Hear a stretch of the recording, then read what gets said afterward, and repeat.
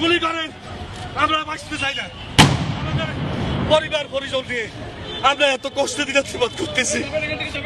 আজকে দীর্ঘ 5টা বছর আমরা রাজপথে আন্দোলন করতেছি। আমরা সুশৃঙ্খল ভাবে আমরা কোনো ধরনের অরাজকতা সৃষ্টি হোক সেটা আমরা করি নাই। আজকে আমাদের পরিবারের পেটে ক্ষুধা, আমাদের কর্মচারীরা আজকে অসহায়। আমাদের অর্থের সংস্থান করা হয়েছে, কিন্তু কেন আমাদেরকে গেজেট দিচ্ছে না?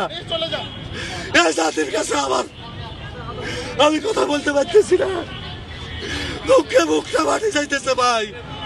আমাদের লক্ষ লক্ষ কর্মচারী আজ অসহায় ভাবে আছে।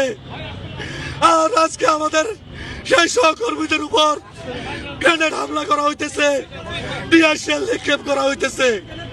এই জাতির কাছে আমার প্রশ্ন, আমরা কি এটার জন্য জনগণের সেবা দিচ্ছি?